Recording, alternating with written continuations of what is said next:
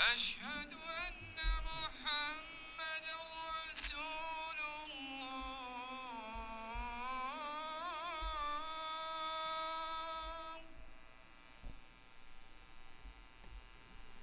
أشهد أن محمد رسول الله.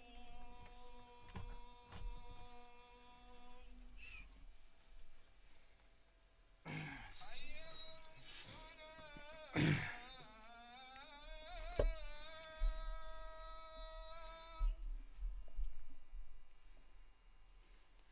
حي على الصلاة.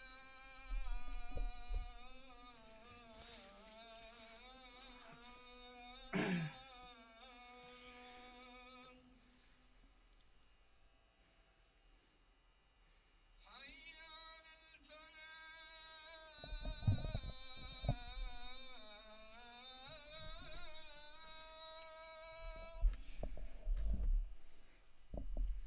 حي على الفلاح.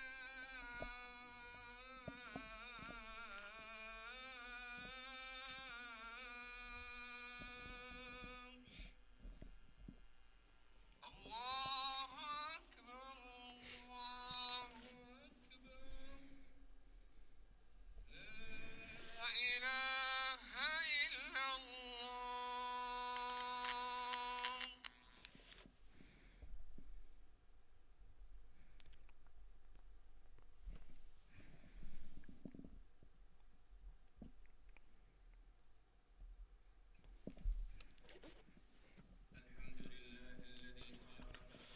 تمام تعریفیں اس اللہ کے لیے ہیں جس نے پیدا کیا اور نہایت درست بنایا، جس نے اخلاق و کردار کو فضل و کمال اور تقوی و پرہیزگاری کا معیار بنایا، جس نے عدل پروروں کے مسکن کے لیے ہمیشہ باقی رہنے والے باغات تیار کیے اور ظلم و جور کرنے والوں کے لیے جہنم بنایا جو نہایت برا ٹھکانہ ہے۔ میں گواہی دیتا ہوں کہ اس اللہ کے علاوہ کوئی معبود برحق نہیں، وہ تنہا ہے، اس کا کوئی شریک نہیں۔ وہ وہی ذات ہے جو دانی اور گٹھلیوں سے پودے نکالتا ہے، اور میں گواہی دیتا ہوں کہ محمد صلی اللہ علیہ وسلم اس کے بندے اور رسول ہیں، جو نہ تو راہ بھولے اور نہ بے راہ چلے، اور وہ اپنی خواہش سے کچھ بھی نہیں کہتے، جو کچھ بھی کہتے ہیں وہ وحی ہوتی ہے جو ان پر نازل کی جاتی ہے۔ یہ انہیں زبردست قوت والے فرشتے نے سکھائی ہے، جو بڑا زور آور ہے۔ وہ پھر اصلی صورت میں نمودار ہوا۔ اللہ کی رحمت و سلامتی نازل ہو آپ صلی اللہ علیہ وسلم پر، آپ کی آل و صحابہ پر، جو فضل و شرافت اور تقوی و طہارت کے پیکر تھے۔ حمد و صلات کے بعد بے شک سب سے بہترین کلام اللہ کا کلام ہے، لہذا اسے مضبوطی سے تھام لو، اور سب سے بہترین طریقہ محمد بن عبداللہ صلی اللہ علیہ وسلم کا طریقہ ہے، لہذا اسی پر چلو، اور سب سے بدترین امر دین میں نئی ایجاد کردہ چیزیں ہیں، ہر نئی چیز گمراہی ہے، اور ہر گمراہی جہنم میں لے جانے والی ہے۔ اے لوگو، اللہ نے جس چیز کا حکم دیا ہے اس میں اللہ سے ڈرو، اور جس چیز سے منع کیا ہے اور ڈرایا ہے اس سے رک جاؤ۔ آج اپنے آپ کا محاسبہ کر لو قبل اس کے کہ کل بروز قیامت تمہارا محاسبہ کیا جائے۔ چنانچہ جس نے ذرہ برابر بھی کوئی اچھائی کی ہوگی وہ اسے دیکھ لے گا، اور جس نے ذرہ برابر بھی کوئی برائی کی ہوگی وہ اسے بھی دیکھ لے گا۔ سنو، یہ دنیا فانی ابتلا و آزمائش کی جگہ ہے، اور آخرت جزا و سزا، حساب و کتاب اور ہمیشہ رہنے کی جگہ ہے۔ ارشاد باری تعالیٰ ہے، ہر شخص کو موت کا مزہ چکھنا ہے، اور قیامت کے دن تمہیں تمہارے اعمال کا پورا پورا بدلہ مل جائے گا۔ پھر جو شخص دوزخ سے بچا لیا گیا اور جنت میں داخل کر دیا گیا تو وہ کامیاب ہو گیا، اور یہ دنیا کی زندگی تو محض دھوکے کا سامان ہے۔ اللہ کے بندو، حقوق العباد کے سلسلے میں اللہ سے ڈرو، کیونکہ ان میں کمی و کوتاہی برتنا بڑی سنگین مصیبت ہے۔ حقوق العباد کے بارے میں اللہ سے ڈرو، کیونکہ ان میں کمی و کوتاہی برے نتائج اور بھیانک انجام کا سبب ہے، نیز حزن و ملال اور غم و حسرت کا باعث ہے۔ حقوق العباد کے سلسلے میں اللہ سے ڈرو، کیونکہ یہ بہت بڑا بوجھ ہے، سنگین معاملہ ہے، اور طول طویل حساب کا سبب ہے۔ حضرت ابو ہریرہ رضی اللہ عنہ سے روایت ہے کہ رسول اللہ صلی اللہ علیہ وسلم نے فرمایا کہ جس نے اپنے بھائی کی عزت یا کسی اور شے میں حق تلفی کر رکھی ہو تو اسے چاہیے کہ وہ آج ہی اس سے بری الذمہ ہو جائے، اس سے پہلے کہ وہ دن آئے جب نہ دینار ہوں گے اور نہ درہم۔ اگر اس کی کچھ نیکیاں ہوں گی تو جتنی اس نے حق تلفی کی ہوگی اسی قدر اس کی نیکیاں لے لی جائیں گی، اور اگر اس کی نیکیاں نہیں ہوں گی تو اس کے بھائی کے برائیوں کو لے کر اس کے کھاتے میں ڈال دیا جائے گا۔ اس سے امام بخاری نے روایت کیا ہے۔ حضرت ابو ہریرہ رضی اللہ عنہ سے ہی روایت ہے کہ رسول اللہ صلی اللہ علیہ وسلم نے فرمایا، کیا تم جانتے ہو کہ مفلس کون ہے؟ تو صحابہ نے جواب دیا کہ ہم میں سے مفلس وہ ہے جس کے پاس کوئی روپیہ و پیسہ اور ساز و سامان نہ ہو۔ تو اس پر آپ صلی اللہ علیہ وسلم نے فرمایا، میری امت کا مفلس وہ ہے جو قیامت کے دن نماز، روزہ اور زکوٰۃ جیسے اعمال لے کر آئے گا، تاہم اس نے کسی کو گالی دی ہوگی، کسی پر تہمت دھری ہوگی، کسی کا مال ناحق کھایا ہوگا، کسی کا خون بہایا ہوگا اور کسی کو مارا ہوگا، چنانچہ اس کی نیکیاں ان لوگوں کو دے دی جائیں گی، اور اگر اس کی نیکیاں ختم ہو گئیں اور اس پر واجب الادا حقوق بھی باقی رہے تو ان لوگوں کے گناہ لے کر اس کے کھاتے میں ڈال دیے جائیں گے اور پھر اسے جہنم میں پھینک دیا جائے گا۔ اسے امام مسلم نے روایت کیا ہے۔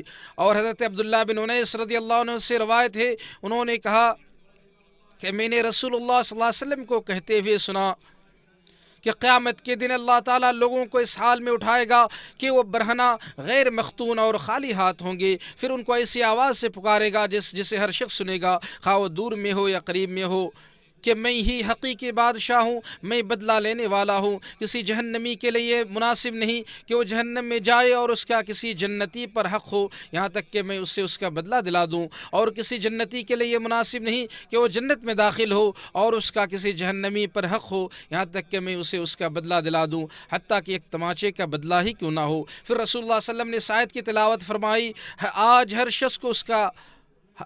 شخص کو اسی کا بدلہ دیا جائے گا جو اس نے کمایا ہوگا، کسی پر آج ظلم نہیں ہوگا۔ اس سے امام حاکم نے روایت کیا ہے۔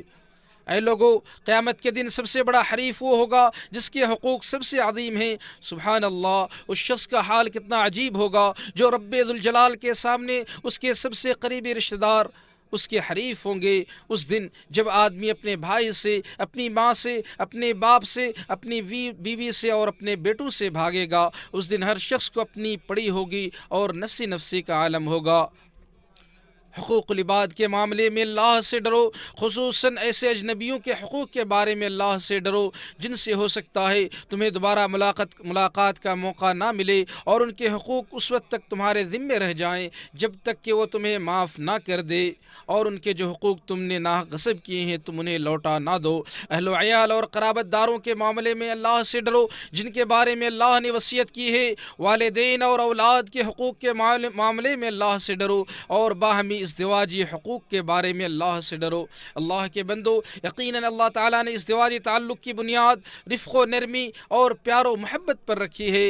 ارشاد باری تعالیٰ ہے، اور اس کی نشانیوں میں سے ہے کہ تمہاری ہی جن سے بیویاں پیدا کی تاکہ تم آرام پاؤ، اس نے تمہارے درمیان محبت اور ہمدردی قائم کر دی ہے۔ اللہ تعالیٰ نے حسن صحبت اور ازدواجی رشتے کے احترام کا حکم دیتے ہوئے ارشاد فرمایا، اور ان کے ساتھ بھلے طریقے سے زندگی بسر کرو، اور دوسری جگہ ارشاد فرمایا، اور عورتوں کے بھی مناسب طور پر مردوں پر حقوق ہیں جیسا کہ مردوں کے عورتوں پر ہیں، اور ایک جگہ فرمایا، اور آپس میں احسان کرنا نہ بھولو۔ اللہ تعالیٰ نے ازدواجی حقوق و احکام نازل کر کے میاں بیوی میں سے ہر ایک کے لیے احکام، حقوق اور ذمہ داریاں مقرر کی ہیں، ان پر بدلہ اور حساب و کتاب مرتب کیا ہے، اور ثواب و عقاب مرتب کر کے ان احکام کو تاکیدی بنا دیا ہے۔ یہ حقوق صرف ذوق اور مزاج پر مبنی اخلاق، سماجی آداب اور قانونی پابندیاں نہیں ہیں، بلکہ یہ ربانی احکام ہیں، قرآنی آیات ہیں اور نبوی تعلیمات ہیں جن پر عمل کر کے اللہ کا تقرب حاصل ہوتا ہے اور جن کی مخالفت سے گناہ لازم آتا ہے۔ دراصل یہ امتحان و آزمائش کا میدان ہے، لہٰذا اللہ سے ڈرو اور اس کی نگرانی کا احساس اپنے دل میں قائم رکھو۔ تم میں سے ہر شخص ذمہ دار ہے اور ہر شخص اپنی رعیت کے بارے میں جواب دہ ہوگا۔ آدمی اپنے گھر کا ذمہ دار ہے اور اپنی رعیت اور اپنی بیوی کے بارے میں جواب دہ ہے۔ عورت اپنے گھر کی ذمہ دار ہے اور اپنی رعیت اور اپنے شوہر کے بارے میں جواب دہ ہے۔ ارشاد باری تعالیٰ ہے، بس تم لوگ اللہ سے ڈرتے رہو اور اپنے باہمی تعلقات درست رکھو اور اللہ اور اس کے رسول کی اطاعت کرو اگر تم مومن ہو۔ اللہ تعالیٰ قرآن کریم کو میرے اور آپ سب کے لیے بابرکت بنائے۔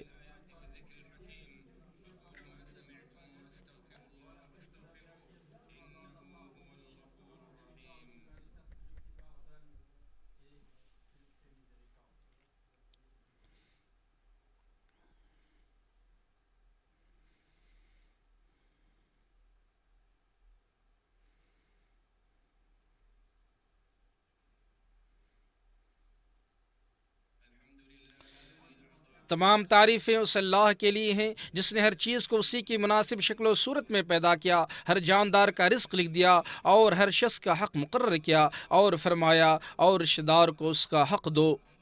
درود و سلام نازل ہو ہمارے نبی محمد صلی اللہ علیہ وسلم پر جو سچائی پر مبنی پیغام لے کر آئے اور خود بھی اس کی اپنے عمل سے تصدیق کی، جنہیں اللہ تعالیٰ نے بلند و اعلیٰ اخلاق کی تکمیل کے لیے مبعوث فرمایا۔ چنانچہ آپ صلی اللہ علیہ وسلم حسن سیرت اور جمال صورت کے پیکر تھے، اور اسی طرح رحمت و سلامتی نازل ہو آپ صلی اللہ علیہ وسلم کی مقرب آل پر، آپ کے متقی و پرہیزگار صحابہ پر، اور قیامت تک آپ کے نقش قدم پر چلنے والوں پر، آپ کے طریقے اور سیرت کو اپنے والوں پر۔ اللہ کے بندو، اچھائی اور بھلائی کے ساتھ زندگی گزارنا، نرمی برتنا، شفقت و مہربانی اور حسن اخلاق کے ساتھ پیش آنا اس ازدواجی زندگی کے اہم اور بڑے حقوق میں سے ہیں۔ لہذا شوہر و بیوی دونوں پر واجب ہے کہ وہ ایک دوسرے کے ساتھ اچھے سلوک کا مظاہرہ کریں۔ ارشاد باری تعالیٰ ہے، اور عورتوں کے ساتھ اچھی طرح سے زندگی بسر کرو، اور فرمایا اور بیویوں کے شوہروں پر عرف عام کے مطابق حقوق ہیں جس طرح شوہروں کے ان پر حقوق ہیں، اور ارشاد فرمایا اور اس نے تمہارے درمیان محبت اور مہربانی پیدا کر دی۔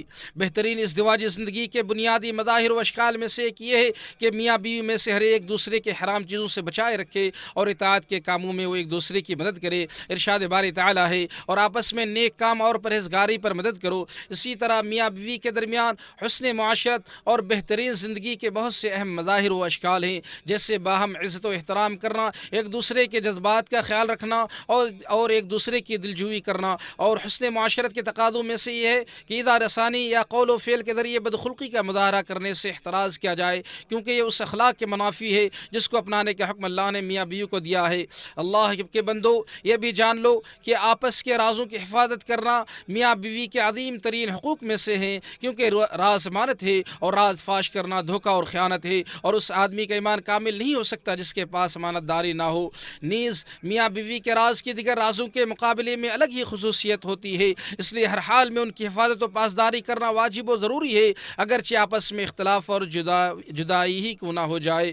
ارشاد باری تعالیٰ ہے، اے ایمان والو، اللہ اور اس کے رسول سے خیانت نہ کرو اور آپس کی امانتوں میں بھی خیانت نہ کرو، حالانکہ تم جانتے ہو آفت و مصیبت اس وقت اور سنگین ہو جاتی ہے جب راز کی چیزوں کو سوشل میڈیا کے ذریعے لوگوں کے درمیان عام کیا جائے۔ لہذا یہ لوگ اپنی امانتوں کے بارے میں اللہ سے ڈرو، راز کی حفاظت کرو اور برے لوگوں میں شامل نہ ہو۔ حضرت ابو سعید خدری رضی اللہ عنہ سے روایت ہے کہ رسول اللہ صلی اللہ علیہ وسلم نے فرمایا، قیامت کے دن اللہ کے نزدیک بدترین شخص وہ ہوگا جو اپنی بیوی سے ملے اور بیوی اس سے ملے اور پھر وہ اس کے راز ظاہر کرتا پھرے۔ اسے امام مسلم نے روایت کیا ہے۔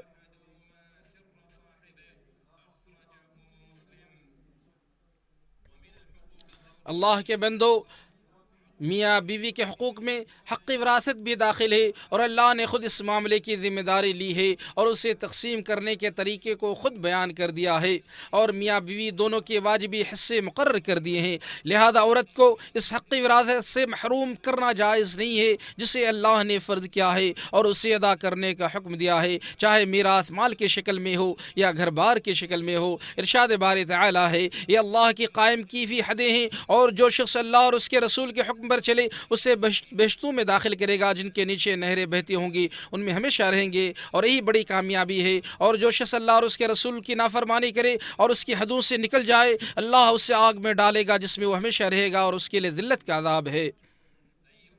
لوگوں، اللہ تعالیٰ نے میاں بیوی میں سے ہر ایک کے دوسرے پر کچھ حقوق مقرر کیے ہیں، لہذا بیوی پر شوہر کے حقوق میں سے یہ ہے کہ بیوی شوہر کی ضرورت پورا کرنے میں اس کی اطاعت کرے، شوہر کی عزت و ناموس کی حفاظت کرے، اور شوہر کی اجازت کے بغیر گھر سے نہ نکلے۔ اور شوہر پر بیوی کے حقوق میں سے یہ ہے کہ وہ مہر کی ادائیگی کرے، نان و نفقہ، رہائش اور کپڑے کا بندوبست کرے اور انصاف کا برتاؤ کرے۔ سلیمان بن عمرو بن احوص کہتے ہیں کہ مجھ سے میرے والد نے بیان کیا کہ وہ حجۃ الوداع میں رسول اللہ صلی اللہ علیہ وسلم کے ساتھ شریک ہوئے۔ آپ نے اللہ کی حمد و ثنا بیان کی، پھر فرمایا سنو، عورتوں کے ساتھ خیر خواہی کرو، اس لیے کہ وہ تمہارے پاس قیدی ہیں، تم اس ہم بستری اور اپنی عصمت، اپنے مال کی امانت وغیرہ کے علاوہ اور کچھ اختیار نہیں رکھتے، اور جب وہ اپنا فرض ادا کرتی ہوں تو پھر ان کے ساتھ بدسلوکی کا جواز کیا ہے؟ ہاں، اگر وہ کسی کھلی ہوئی بے حیائی کا ارتکاب کریں تو پھر تم انہیں سزا دینے کا تمہیں حق ہے۔ سنو، جس طرح تمہاری بیویوں پر حق ہے، اسی طرح تم پر تمہاری بیویوں کا بھی حق ہے۔ تمہارا حق تمہاری بیویوں پر یہ ہے کہ تمہارے بستر ایسے لوگوں کو نہ رودنے نہ دیں جنہیں تم ناپسند کرتے ہو، اور تمہارے گھر میں ایسے لوگوں کو آنے کی اجازت نہ دے جنہیں تم اچھا نہیں سمجھتے۔ سنو، اور تم پر ان کا حق یہ ہے کہ تم ان کے ساتھ لباس اور کھانے میں اچھا سلوک کرو۔ امام ترمذی نے اس سے روایت کیا ہے، لوگو اللہ سے ڈرو اور حق والوں تک ان کا حق پہنچا دو۔ حضرت ابو ہریرہ رضی اللہ عنہ سے روایت ہے کہ رسول اللہ صلی اللہ علیہ وسلم نے فرمایا، تمہیں روز قیامت حق والوں کے حق ضرور ادا کرنے ہوں گے، حتیٰ کہ بغیر سینگ والی بکری کو سینگ والی بکری سے بدلہ دلوایا جائے گا۔ اسے امام مسلم نے روایت کیا ہے۔ لہذا اللہ کے بندو، قبل اس کے کہ تمہارا محاسبہ کیا جائے، اپنا احتساب خود کر لو، موت سے پہلے بری الذمہ ہو جاؤ، حق والوں سے صلح صفائی کر لو اور لوگوں کو ان کا حق واپس کرو اور ہر حقدار کا حق ادا کرو۔ ارشاد باری تعالیٰ ہے، اور کسی قوم کی دشمنی کے باعث انصاف کو ہرگز نہ چھوڑو، انصاف کرو، یہی بات تقوی کے زیادہ قریب ہے۔ اے اللہ، ہمیں عدل و تقوی کی توفیق دے اور ہمیں صالح اور انصاف کرنے والوں میں شامل فرما، ہمیں ظلم و جبر سے بچا اور تو ہمیں ایمان سے کفر کی طرف لوٹنے سے یا طاعت سے معصیت کی طرف لوٹنے سے بچا لے۔ یا اللہ، ہم اس بات سے تیری پناہ مانگتے ہیں کہ ہم خود گمراہ ہوں یا گمراہ کیے جائیں، یا خود سے پھسلیں یا دوسرے کے ذریعے پھسلائے جائیں، ہم ظلم کریں یا ہم پر ظلم کیا جائے، ہم جہالت میں مبتلا ہوں یا ہم پر جہالت کی جائے۔ یا اللہ، ہمارے اگلے پچھلے ظاہر و پوشیدہ اور جنہیں تو ہم سے زیادہ جانتا ہے وہ سارے گناہ معاف فرما دے۔ یا اللہ، تو ہمارے قرض ادا فرما دے، حقوق کی ادائیگی میں ہماری مدد فرما اور ہمارے اوپر وہ بوجھ نہ ڈال جسے برداشت کرنے کی ہمیں سکت نہیں، تو فضل و کرم والا ہے۔ یا اللہ، تو ہمیں حقوق پورا کرنے کی توفیق دے اور تو ہمیں اور جن کا ہم پر حق ہے سب کو معاف فرما، اے سب سے زیادہ رحم کرنے والے رب۔ یا اللہ، تو ایمان کو ہمارے لیے محبوب بنا دے، اسے ہمارے سینوں میں مزین کر دے، اور کفر کو، فسق و فجور اور نافرمانی کو ہماری نگاہوں میں ناپسندیدہ بنا دے اور ہمیں ہدایت یافتہ بنا دے۔ اے دلوں کو پلٹنے والے، ہمارے دلوں کو اپنے دین پر ثابت قدم رکھ۔ یا اللہ، اے دلوں کو پھیرنے والے، ہمارے دلوں کو اپنی اطاعت کی طرف پھیر دے۔ اے ہمارے رب، ہمیں ہدایت دینے کے بعد تو ہمارے دلوں کو کجرو نہ بنا اور ہمیں اپنے پاس سے رحمت عطا فرما، بے شک تو ہی سب کچھ عطا کرنے والا ہے۔ یا اللہ، اسلام اور مسلمانوں کو غلبہ عطا فرما، فرزندان توحید کی مدد فرما۔ یا اللہ، اس ملک اور دیگر تمام اسلامی ممالک کو امن و امان کا گہوارہ بنا دے۔ یا اللہ، ہماری سرحدوں کی حفاظت فرما اور سرحدوں پر پہرا دینے والے فوجیوں کی مدد فرما، یا قوی یا عزیز۔ یا اللہ، تو ہمیں اپنے ملکوں میں امن و امان عطا فرما، ہمارے حکمرانوں اور قائدین کی اصلاح فرما۔ یا اللہ، ہمارے حکمراں خادم حرمین شریفین کو خصوصی توفیق سے نواز، ان کی خصوصی مدد فرما۔ یا اللہ، اور ان کے ذریعے اپنے دین کو سربلندی عطا کر۔ یا اللہ، تو انہیں اور ان کے ولی عہد کو اپنے پسندیدہ امور کی توفیق دے۔ یا سمیع الدعا، اے ہمارے رب، ہم سے قبول کر، بے شک تو ہی سننے والا اور جاننے والا ہے، اور ہماری توبہ قبول فرما، بے شک تو بڑا توبہ قبول کرنے والا اور نہایت رحم کرنے والا ہے۔ یا اللہ، تو محمد صلی اللہ علیہ وسلم، ان کی آل اور تمام صحابہ پر رحمت نازل فرما۔